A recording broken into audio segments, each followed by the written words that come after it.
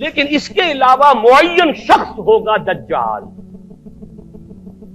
یہ معین شخص جو دجال ہوگا اس کے بارے میں بھی ایک تو بالکل متفق علیہ چیزیں ہیں. نمبر ایک کہ وہ شخص ہے، قطعی ہے، یقینی ہے، اس کا حلیہ بھی حضور صلی اللہ علیہ وسلم نے احادیث کے اندر بیان کیا ہے. دوسری بات یہ کہ اس کے ہاتھ میں قوانین قدرت، گویا کہ تسخیر کائنات گویا کہ نقطۂ عروج کو پہنچ چکی ہے. تمام اختیارات الہی تقریباً اس کے ہاتھ میں آ چکے ہوں. جو بڑے سے بڑے معجزے اللہ تعالیٰ نے نبیوں کو دیے ہیں وہ معجزے کر کے دکھائے گا.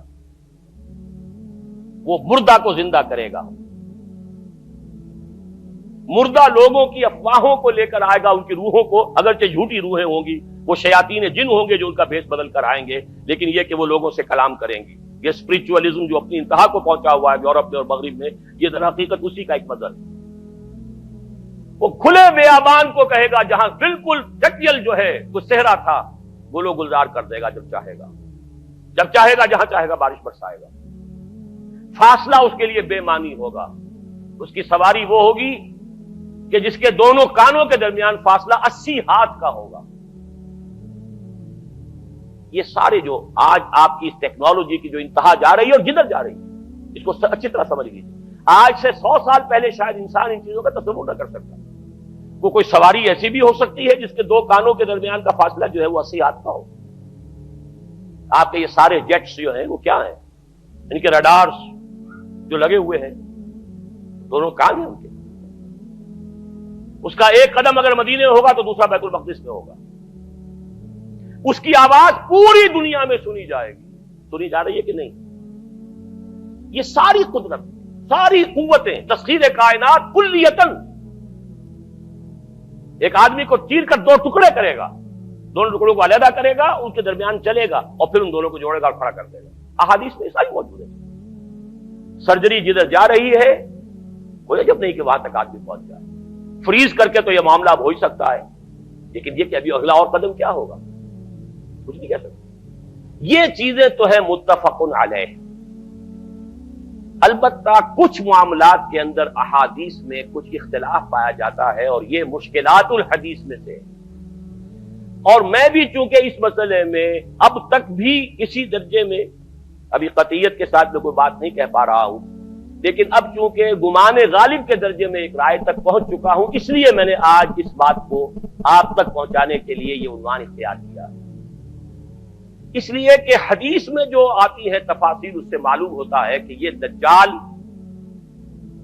دو دجل کرے گا. یا تو وہ دو دجل کرنے والے دو دجال علیحدہ ہیں، یا یہ دونوں دجل کرنے والا شخص ایک ہی ہے. بس یہ مسئلہ ہے کہ جو آج تک مجھ سے حل نہیں ہوا تھا، اب تک کہنا چاہیے آج تک نہیں. اور یہ اس میں علماء سے بھی گفتگو ہوئی ہے، اور جن لوگوں نے اس خوب موضوعات پر اپنا وقت لگایا ہے ان سے بھی گفتگویں ہوئی ہیں، تو وہ بھی اس مسئلے کو حل کرنے سے تاحال قاصر رہے. لیکن یہ کہ اب میری رائے یہ ہے کہ یہ دو شخص ہیں علیحدہ علیحدہ، واللہ عالم. لیکن ایک رائے تک میں پہنچ چکا ہوں، اس لیے وہ رائے آپ کے سامنے رکھ رہا ہوں، اور آپ کے ذریعے سے وہ آگے بھی پھیلے گی تو اہل علم کے ساتھ جو ہے اس معاملے کے اندر تبادلہ خیالات کی بھی نوبت آئے گی انشاءاللہ. لیکن یہ کہ اس میں یہ بات قطعی اور یقینی ہے کہ اس طرح کا ایک شخص پیدا ہوگا. البتہ یہ کہ آیا وہ دو ہوں گے دو مختلف اوقات میں، یا ایک ہی ہوگا ایک ہی وقت میں، صرف اس میں اختلاف ہے. میرے نزدیک وہ دو ہوں گے. ایک وہ شخص جو جھوٹا مسیح ہونے کا دعویٰ کرے گا، المسیح الدجال. جیسے حضور نے فرمایا میری امت میں 30 دجال اٹھیں گے جو نبی کا دعویٰ کریں گے، جن میں سے 5-6 تو حضور کے اپنے زمانے میں اور آپ سے متصل اٹھ کھڑے ہوئے تھے. بعد میں محمد علی باب ہو، بہاء اللہ ہو، قادیانی، اور نہ معلوم کہاں کہاں کون کون اٹھے ہوں گے، واللہ عالم. اسی طریقے سے ایک شخص مسیح ہونے کا دعویٰ کر کے کھڑا ہوگا، یہودی ہوگا. یہ ہے اصل میں وہ شے. اور اس میں جو ان دونوں شخصیتوں کے مابین اگر کوئی ذرا سا اگر ابہام رہا ہے تو میں ایک حدیث بھی نوٹ کر کے لایا تھا، حضرت عبادہ ابن صامت رضی اللہ تعالی عنہ سے ہے، عن رسول اللہ ہے، انی حدثتکم عن الدجال حتی خشیت اللہ تعقلوا. میں نے تمہیں دجال کے بارے میں بہت سی باتیں بتائی ہیں تو مجھے یہ گمان ہوا کہ شاید تم اسے سمجھ نہ پاؤ. یہ اندیشہ خود حضور صلی اللہ علیہ وسلم کو ہوا ہے، اور یہ سنن ابی داؤد کی روایت ہے۔ بہرحال میں جو کچھ عرض کر رہا ہوں کہ میں اس رائے تک پہنچا ہوں کہ یہ دو علیحدہ شخصیتیں ہیں۔ ایک تو یہ ہے کہ ایک مسیح الدجال کھڑا ہوگا یہ ایک دعویٰ کر کے کہ میں مسیح ہوں، چونکہ اس کا زمانہ بالکل قریب آ چکا، اس لیے میں آپ کو اس کے بارے میں خبردار کر رہا ہوں۔ دوسرا جو مسیح جس کی شخصیت مسیح دجال کی آتی ہے، دجال اکبر، میں صرف اشارہ کروں گا، پھر کبھی انشاءاللہ اس موضوع پر تفصیل سے گفتگو ہوگی، وہ میرے نزدیک بالکل قریب قیامت کی ایک علامت ہے۔ جو خدائی کا دعویٰ کرے وہ جھوٹا خدا ہوگا، یہ جھوٹا مسیح ہوگا، المسیح الدجال۔ الدجال الاکبر وہ ہوگا کہ جو قیامت کے بالکل قریب کی تین نشانیاں ہیں، جبکہ وہ آ جائیں گی تو حدیث میں آتا ہے کہ اس کے بعد کسی شخص کے ایمان لانے کا، توبہ کرنے کا فائدہ نہیں ہوگا۔ ویسے تو علامات قیامت جو ہے ان میں سب سے پہلی میں نے بتایا تھا حضور کی بعثت خود علامات میں سے، اس کے بعد 10 علامتیں حضور نے گنوائی ہیں، اور وہ تدریجاً پوری ہوتی چلی جائیں گی۔ آخری علامات کے لیے حدیث سن لیجئے، عن ابی ہریرہ رضی اللہ تعالی عنہ قال قال رسول اللہ صلی اللہ علیہ وسلم ثلاث اذا خرجنا لا ينفع نفسا ایمانا لم تكن آمنت من قبل او کسبت فی ایمانها خیرا، طلوع الشمس من المغرب وخروج الدجال ودابۃ الارض۔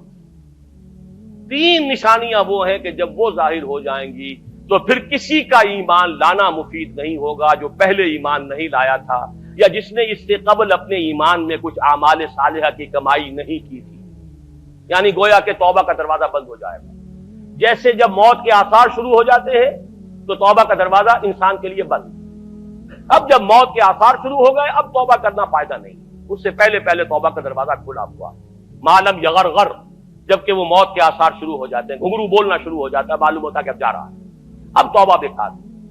اسی طریقے سے پوری نوع انسانی کے لیے توبہ کا دروازہ بند ہوگا ایک وقت میں آ کر کہ اب کسی کے لیے توبہ نہیں، ایمان نہیں، اور اس کے لیے 3 علامتیں بیان ہوئی ہیں۔ یہ بھی مسلم شریف کی روایت ہے۔ آپ نے فرمایا 3 چیزیں وہ ہیں کہ جب وہ ظاہر ہو گئیں تو پھر کسی کا ایمان لانا جو اس سے پہلے ایمان نہیں لایا تھا، اور اپنے ایمان میں اس نے کچھ اعمال صالحہ کی کمائی نہیں کی تھی، اب قتل مفید نہیں ہوگا اس کے لیے ایمان لانا۔